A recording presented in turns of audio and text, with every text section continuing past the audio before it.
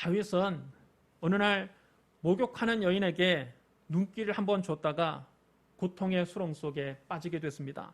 그는 그 여인이 우리아의 아내인 것을 알고도 그 여인을 왕궁으로 불러서 그 여인과 동침했습니다.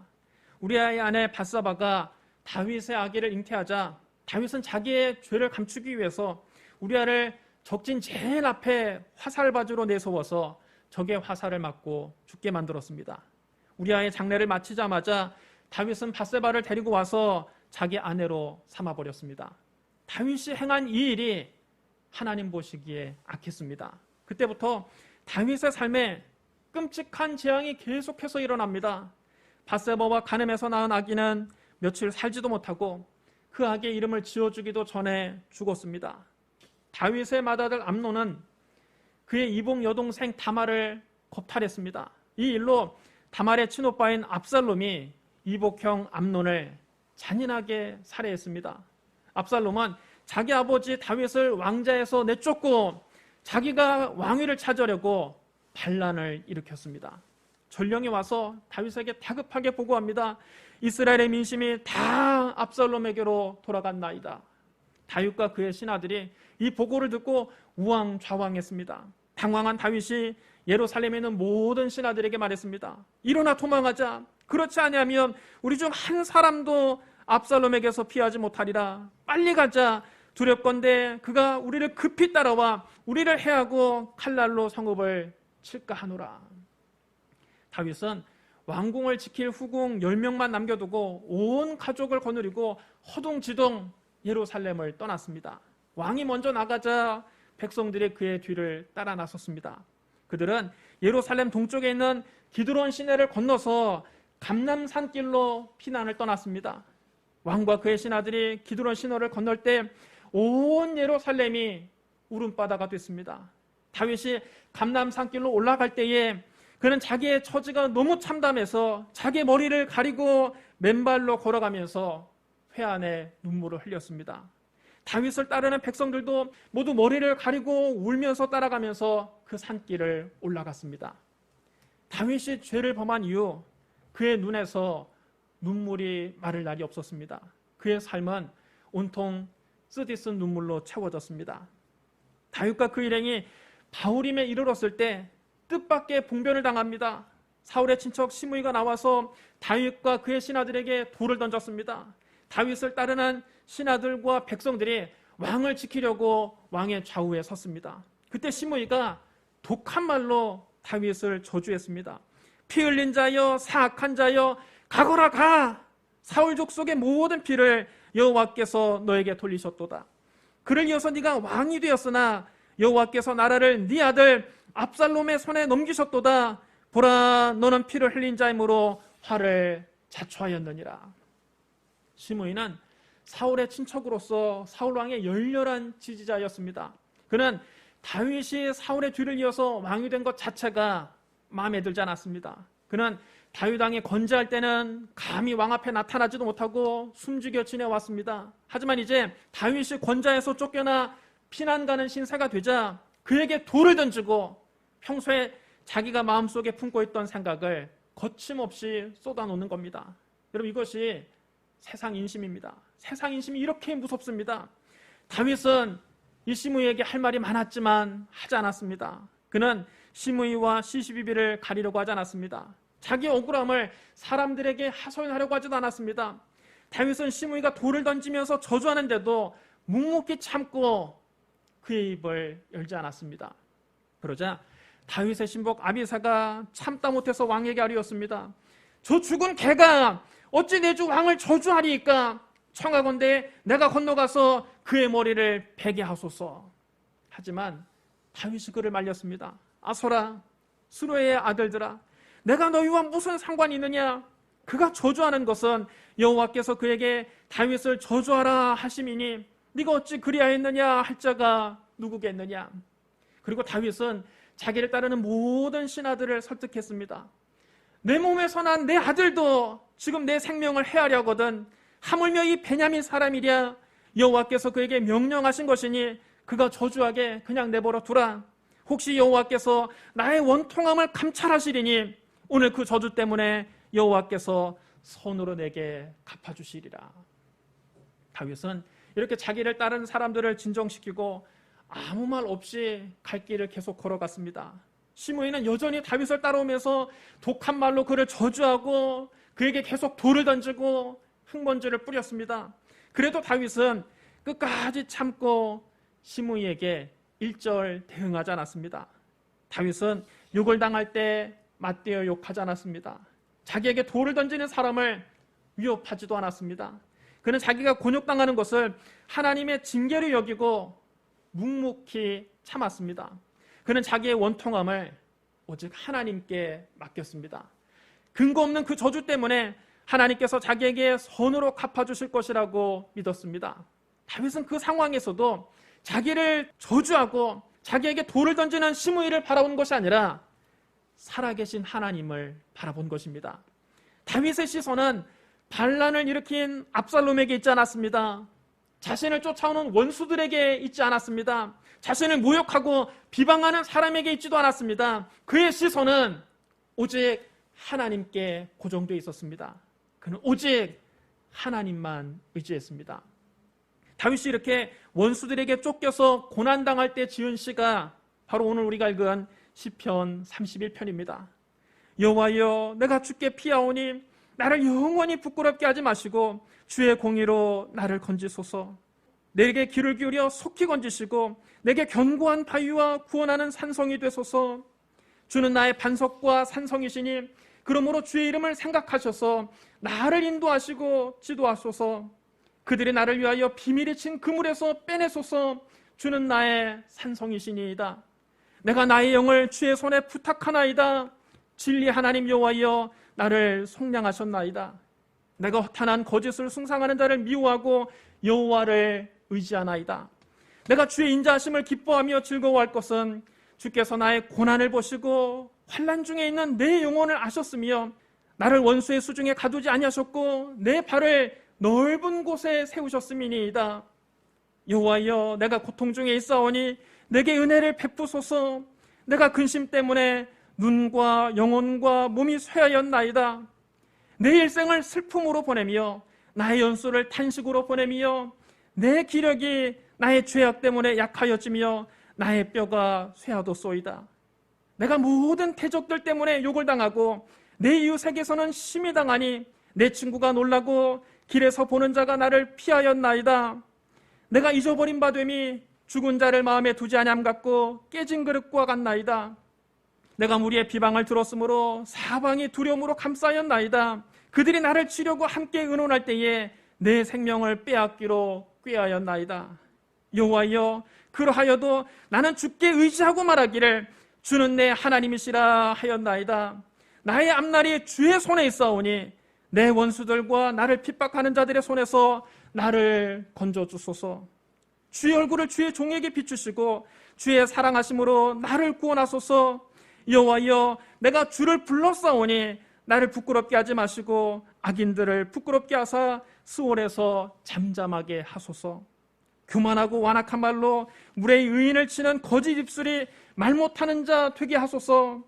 주를 두려워하는 자를 위하여 쌓아두신 은혜, 곧 주께 피하는 자를 위하여 인생 앞에 베푸신 은혜가 어찌 그리 큰지요.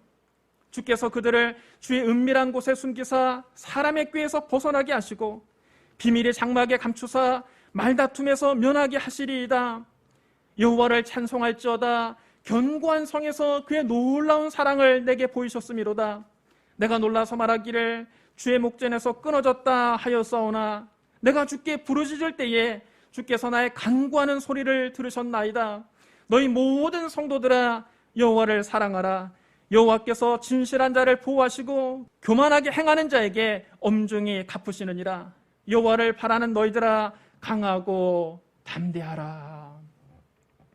이 시에서 우리가 가장 주목해야 할 구절은 5절 상반절입니다. 내가 나의 영을 주의 손에 부탁하나이다.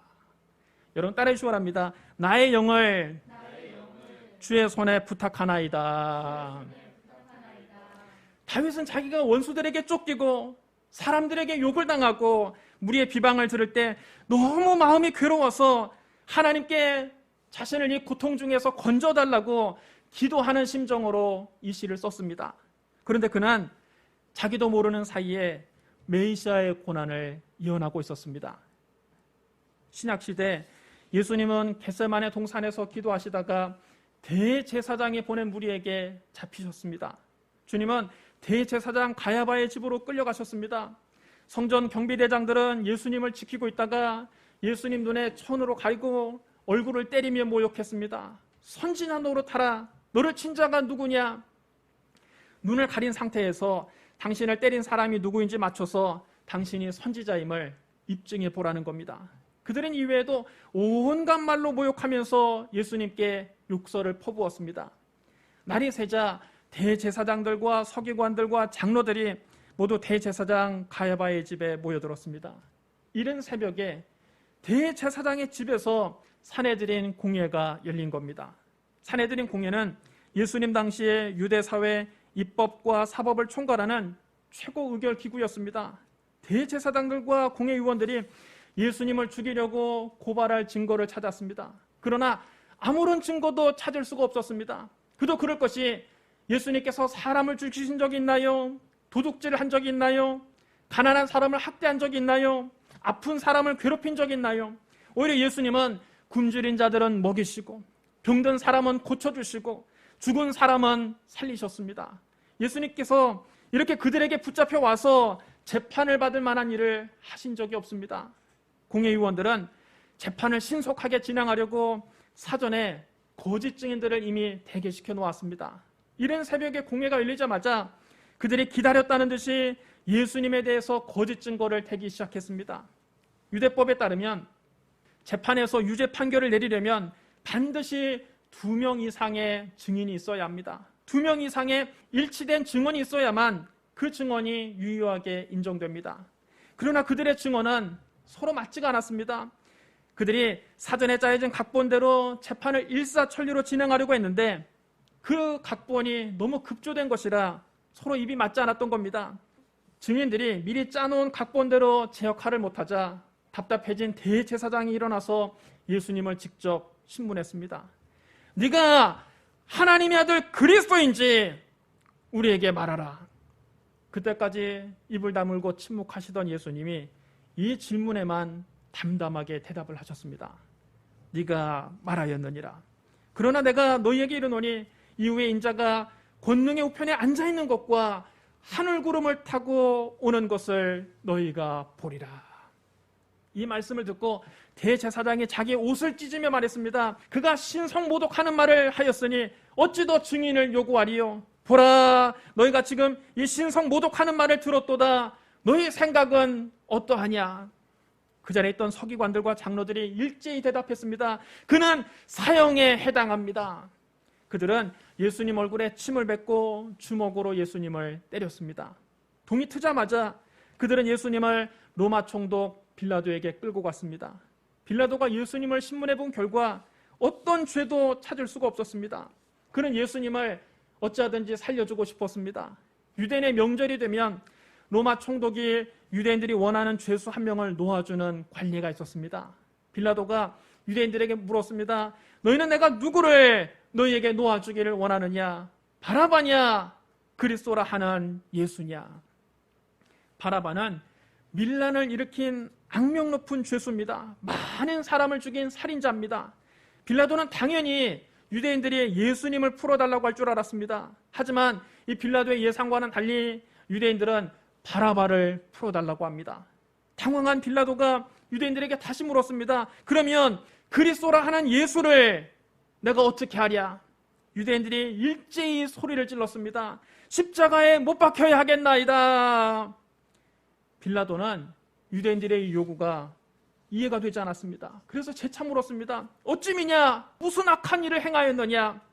그러나 유대인들은 막무가내였습니다. 그들은 더 큰 소리로 소리를 질렀습니다. 십자가에 못 박혀야 하겠나이다. 빌라도는 군중들이 폭동을 일으킬지도 모른다는 생각이 들었습니다. 그는 밀란이 일어날 것이 두려웠습니다. 그래서 바라바를 풀어주고 예수님을 그들이 원하는 대로 십자가에 매달도록 내주었습니다.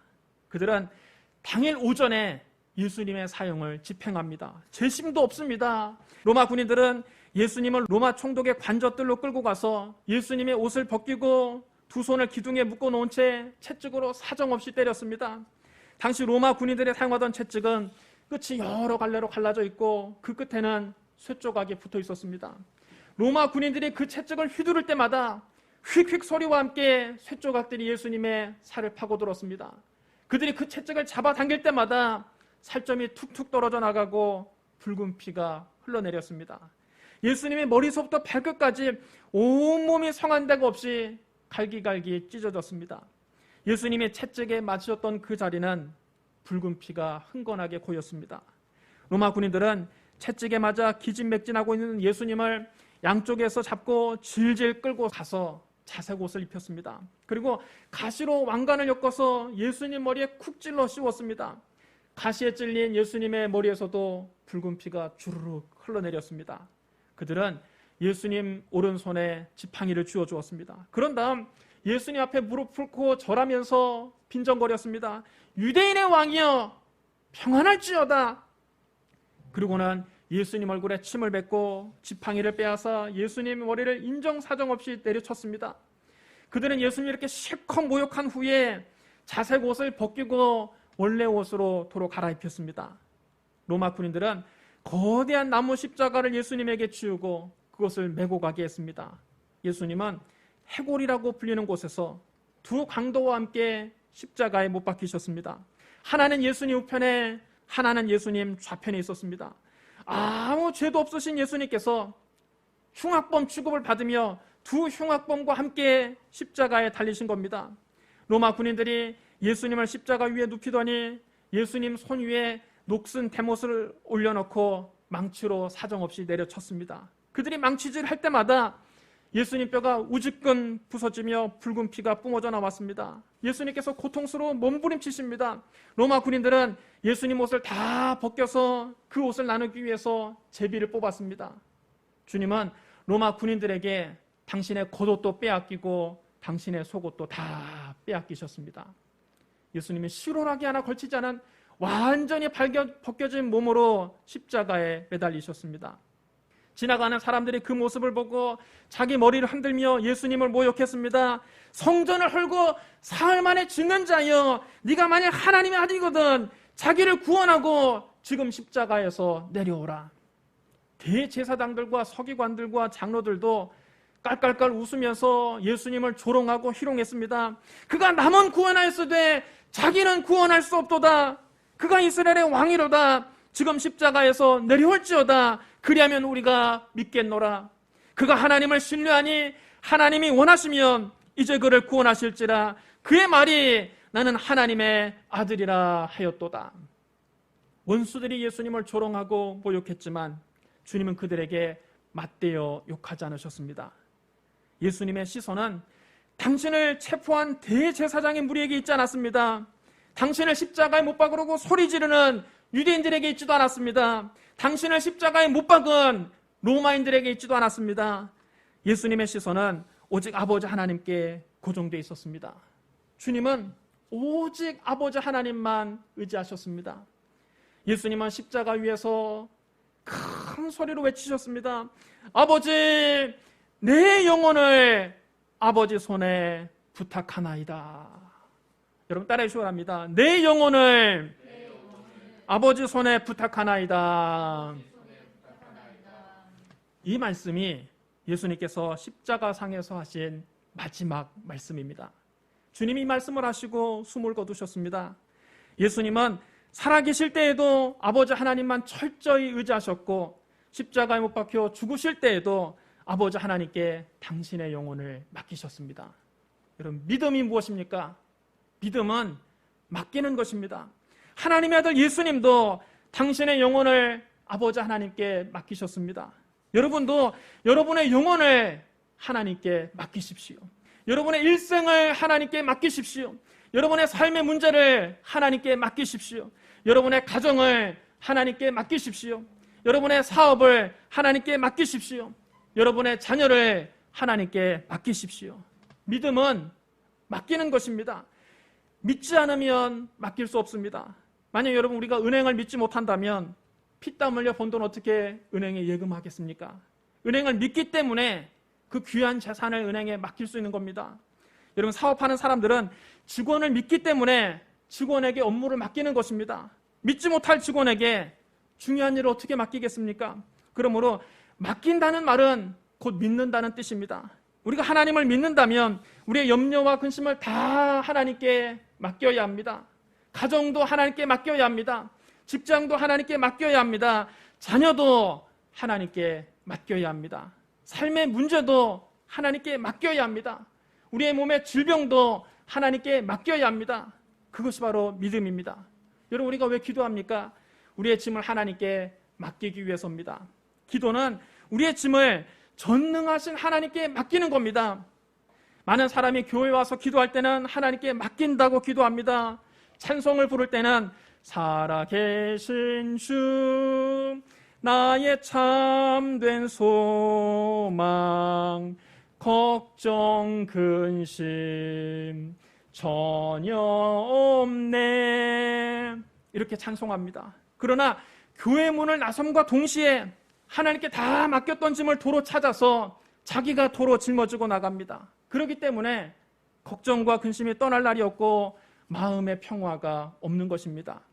여러분의 삶의 짐을 하나님께 온전히 맡기십시오. 그러면 하나님이 책임지십니다. 여러분이 하는 일도 하나님께 맡기십시오. 그러면 여러분이 계획한 일이 이루어집니다. 성경 우리에게 말씀합니다. 네 짐을 여호와께 맡기라. 그가 너를 붙드시고 의인의 요동함을 영원히 허락하지 아니하시리로다. 너의 행사를 여호와께 맡기라. 그리하면 네가 경영하는 것이 이루어지리라. 너의 염려를 다 주께 맡기라. 이는 그가 너희를 돌보심이라.